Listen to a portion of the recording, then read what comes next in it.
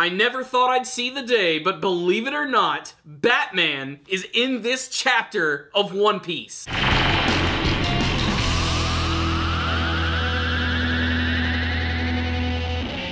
That's right, my friends. The Dark Knight himself appears in this manga chapter of One Piece, Batman. He's also joined by Gazelle Man. All sorts of weird man-styled villains appear in this wacky chapter of One Piece. Let's go ahead and get one thing out of the way. Batman's not really in this chapter. I mean, Batman is in this chapter, but it's not Batman, it's Batman. Kaido's fruit monster beast men, the Gifters, actually return in this chapter. They're the men who've been spliced with those devil fruits, and they end up having animal-like qualities, and one of them just so happens to be a bat. And his name is just Batman. There's not really much of a reference outside of the fact that he's a man and he's a bat. Like, he doesn't have the utility belt, the freaking Batmobile, none of that stuff. He's just a ridiculous and goofy One Piece character, and he's joined by Gazelle Man, who's half man, half gazelle, and he loves wearing pantyhose. Don't knock it till you try it, I guess. So this entire chapter of One Piece gave us a little bit of respite before things get absolutely insane. Luckily, it looks like Tama has been saved thanks to Suru's tea, which is made with bugle wood. I probably pronounced that wrong, but I don't care. Basically, this stuff is able to heal her, getting the toxins out of her body. Suru then decides to offer Tama a meal, which at first she's very reluctant to have, afraid that her caretakers are no longer going to be able to eat, but Suru demands that she eats this shit, otherwise she's just gonna throw it in the street, so Tama decides to chow down, and she could not be happier. At first I thought maybe she would be able to eat the very own mochi that she can pull from her body, and she actually can do this.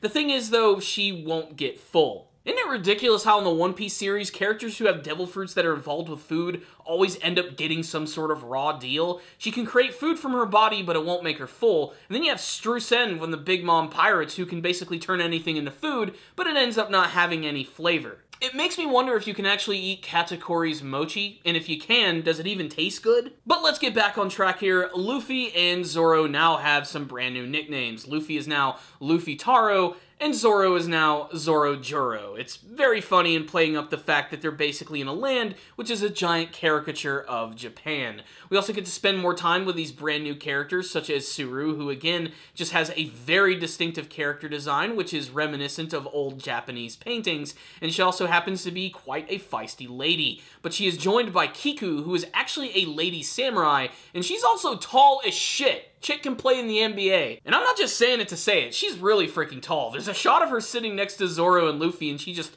towers over both of them. We get to learn from Suru and Kiku that they actually live in this town, which is basically the leftover town. It's called that because all of the rich people who live in the other cities basically give all their scraps to these people, and they have to try and survive off of it. Before Kaido and his goons came into town, it was really easy to find food, water, and clean clothes. But currently they're getting their pennies pinched by the Shogun Orochi, who unfortunately has not showed up yet. Considering he has the name Orochi, I'm kind of hoping that he'll have some sort of involvement with snakes or even some sort of Hydra creature. The hype is real for Orochi in my opinion, but then suddenly out of nowhere, the Gifters decide to show up in this chapter, kidnapping Tama. Now, this introduction to both of these guys is great. Batman, Gazelle Man, and even some guy who goes by the name of Hold'em, who they kind of show a little bit in this chapter. I can't tell if he's like half man, half lion, or even has just some minor lion features all over his body, but clearly they're trying to build this guy up. But again, these guys have really unique powers, which apply, of course, to their animal forms.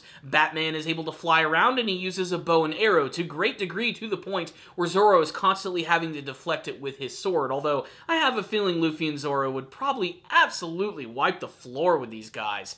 We also have Gazelle Man, whose power seems to be that he just runs really fast. And again, it's just funny that he casually wears pantyhose. Not only do these guys kidnap Tama, but they also realize that Suru and Kiku were saying bad things about the Shogun, so it's only a matter of time before they make their way to the guillotines. That's when Kiku decides to jump on top of the lion dog and ride out like frickin' Atreyu on top of Falcor. This is where she reveals her true nature to Luffy and Zoro, that she's indeed a female samurai, so I can't wait to see her in action. But the end of the chapter also teases the fact that we're going to see the return of Trafalgar Law and his entire crew. We already saw Beppo and a few of the other members in the last chapter, but seeing Law again is great, especially because the first thing, of course, he's doing is freaking out that Luffy and Zoro are about to cause a big commotion and fuck up everything for everyone. So what's the rundown on this chapter of One Piece? Another very visually fun chapter. Again, one of the best things about the Wano Kingdom arc is how it pays homage to everything Japanese, whether it be the designs of the characters or just simply the way that they talk. They speak in this very old dialect which continually manages to flabbergast Zoro and Luffy, and it always manages to be fun. I love how they keep giving brand new aliases to themselves to try and assimilate into the Wano Kingdom, but Luffy is so stupid and out of place that it's very obvious that these guys are not from town. The biggest things to take away from this chapter is learning a little bit more about the subjugation of Kaido and the Shogun, how they've completely separated all of the people in the Wano Kingdom and divided them by class. And we get to see that all of these people here are basically just the poorest of the poor. They're the peasants. At the end of the chapter, however, we're about to go to a brand new place, which is known as Bakura City, which is going to be filled with all sorts of rich assholes and probably tons of other new characters, and maybe even some more of the supernovas, as they actually hint about in this chapter. Really, though, again, one of my favorite things about this arc is simply just the art style, the character designs. They're all so unique and fun, and I can't wait to learn more about them. I can't wait to see, like, who's going to be, like, the official main side character of this arc. There always seems to be, like, one, and I can't tell so far if it's going to be either Tama or Kiku, but so far, I really like both of the characters. The scene of finally watching Tama eat food is absolutely adorable and will warm your heart.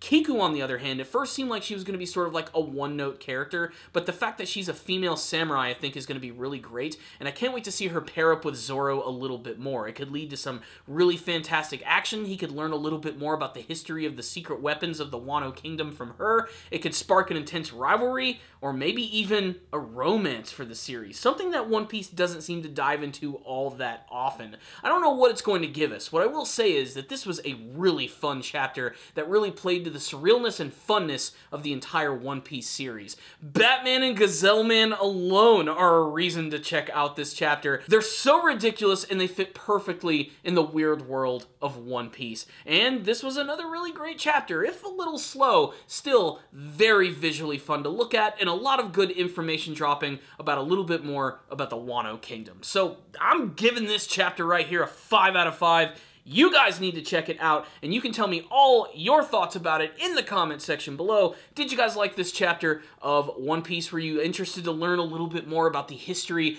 of the Wano Kingdom? Are you excited to see what the deal is with Kiku? Do you think she's a capable samurai? Will she be able to help Zoro in his sword-wielding skills? And what do you hope to see from the rest of the Wano Kingdom arc in One Piece? Thank you guys for watching this review. I'll see you guys next time, and as always, stay down, baby.